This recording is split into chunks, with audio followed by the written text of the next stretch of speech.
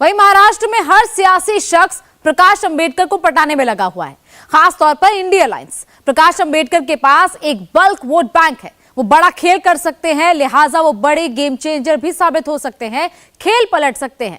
इसका एहसास India alliance को बखूबी है।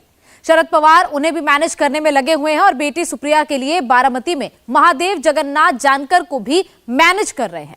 हालांकि सीटों को लेकर एनडीए में भी अब आसान नहीं दिख रहा है। क्या है महाराष्ट्र का पूरा सियासी समीकरण और वहां पर क्या चल रहा है, देखिए इस रिपोर्ट में। क्या प्रकाश अंबेडकर महाराष्ट्र में इंडी का खेल बिगाड़ने वाले हैं? क्या प्रकाश अंबेडकर महाराष्ट्र में गेम चेंजर साबित होने वाले हैं? क्या अंबेडकर महाअघाड़ी के दलित पिछड़ा वोट काटने वाले हैं?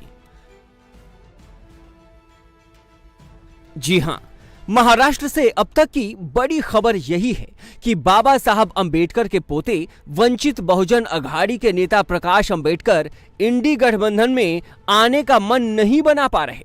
पहले उन्होंने ट्वीट किया, जो इंडी गठबंधन के लिए बड़ा झटका था। मेरी पार्टी के सभी कार्यकर्ताओं और नेताओं से अपील है कि अब तक हमारा महाविकास अघाड़ी के साथ कोई गठबंधन नहीं हुआ है। ऐसे में एमवीए की पार्टियों के किसी भी बैठक या दूसरे किसी इवेंट में बिना मेरी या प्रदेश अध्यक्ष रेखा ठाकुर की इजाजत के कोई शामिल नहीं होगा।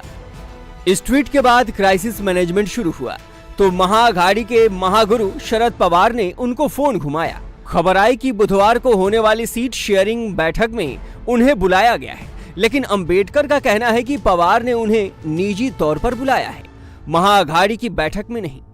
बहुजन आघाडीच्या सर्व कार्यकर्त्यांना आवाहन करण्यात येत आहे।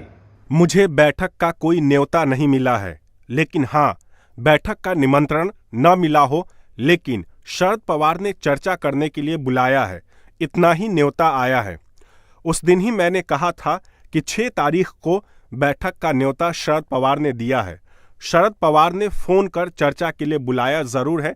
एमवीए की क्या बैठक है, मुझे उसकी कोई जानकारी नहीं है। त्याच्यावरती विश्वास ठेवायचा नाही। अब प्रकाश अंबेडकर की रणनीतिक अहमियत समझ लीजिए। वो क्या कुछ बना सकते हैं और क्या बिगाड़ सकते हैं। उनके पास करीब 7% डेडिकेटेड दलित पिछड़ा वोट है। वो जीतें या न जीतें, वोट काटने की पूरी कुव्वत रखते हैं। 2019 में वो 47 सीट पर लड़े थे, 13 सीट पर यूपीए को हरवा दिया। सोलापुर में पूर्व गृह मंत्री सुशील कुमार शिंदे को हरा दिया। पूर्व मुख्यमंत्री अशोक चौहान को नांदेड़ में हरवा दिया, जबकि सुशील कुमार शिंदे खुद दलित हैं। चौहान मराठा हैं, लेकिन मराठों में भी अगड़ा पिछड़ा का बंटवारा है। शिवाजी महाराज भी ओबीसी समुदाय से ही आते थे। ये तो उनका सियासी प्रभाव है। यही वजह है कि वो बड़ी डिमांड रख रहे हैं। फिलहाल जितनी सीटें वो मांग रहे हैं, वो इंडिया अलायंस के लिए दे पाना किसी हाल में संभव नहीं है। सियासी सच्चाई उन्हें भी पता है, लेकिन फिर भी वो इतनी बड़ी डिमांड क्यों कर रहे हैं, समझना मुश्किल है।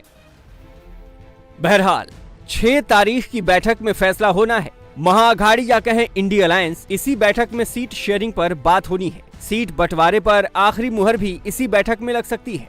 शरद पवार गुट के जयंत पाटिल और जितेंद्र आव्हाड उद्धव ठाकरे से सीट बंटवारे पर चर्चा करने भी गए थे, लेकिन इसका अंत में नतीजा क्या निकलता है, ये देखने की बात होगी। अभी तक इंडिया अलायंस में 3 बड़ी पार्टियों ने सीट पर अपने जो पत्ते फेंके हैं वो गौरतलब है। उद्धव ठाकरे की शिवसेना 22 सीट पर दावा ठोक रही है, तो कांग्रेस 18 सीट मांग रही है। बची हुई 8 सीटों पर शरद पवार की एनसीपी लड़ना चाहती है। जाहिर है, इसमें प्रकाश अंबेडकर के लिए गुंजाइश कहां बचती है। फिलहाल उन्हें सिद्धांतों का आईना दिखाकर मना लेने के दावे किए जा रहे हैं। आइए उद्धव ठाकरे के सिपहसालार संजय राउत का बयान सुनिए। देखिए, प्रकाश अंबेडकर जी और वंचित बहुजन आघाड़ी के बारे में 6 तारीख को हम एक साथ बैठ रहे हैं। प्रकाश अंबेडकर जी भी शामिल हैं।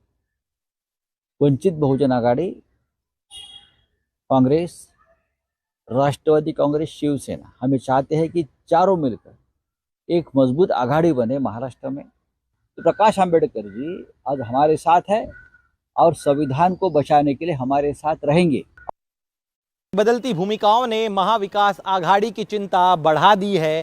पहले तो खुद प्रकाश अंबेडकर गठबंधन का हिस्सा बनना चाहते थे। जब बाकायदा उन्हें न्योता दिया गया उसके बाद से लगातार वंचित बहुजन आघाड़ी अलग अलग शर्तें रख रही है।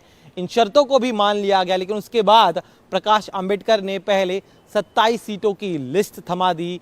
इस लिस्ट पर जब चर्चा हुई उसके बाद कुछ दिन पहले प्रकाश अंबेडकर ने फरमान जारी कर दिया कि उनके पार्टी का कोई भी नेता कार्यकर्ता बिना उनकी इजाज़त के इंडी गठबंधन के कार्यक्रमों में या रैलियों में शामिल न हो। यहाँ तक तो बात ठीक थी, लेकिन इसके बाद 6 मार्च को महाविकास आघाड़ी की बड़ी बैठक होने वाली है। इस बैठक के लिए वंचित बहुजन आघाड़ी को न्योता दिया गया। बाकायदा खुद शरद पवार ने ये न्योता प्रकाश अंबेडकर को भेजा था। जब मीडिया ने इस बैठक के सिलसिले में उनसे सवाल पूछा तब साफ मना कर दिया प्रकाश अंबेडकर ने कि उन्हें महाविकास आघाड़ी की बैठक का कोई न्योता मिला है।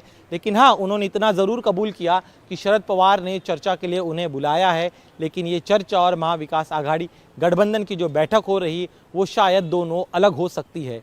लगातार जिस तरह से भूमिकाएं बदल रहे हैं, अलग अलग स्टैंड ले रहे हैं प्रकाश अंबेडकर, उसको देखते हुए महाविकास आघाड़ी के कई नेता काफ़ी नाराज़ है, लेकिन वो अपनी नाराज़गी खुलकर जाहिर नहीं कर पा रहे हैं।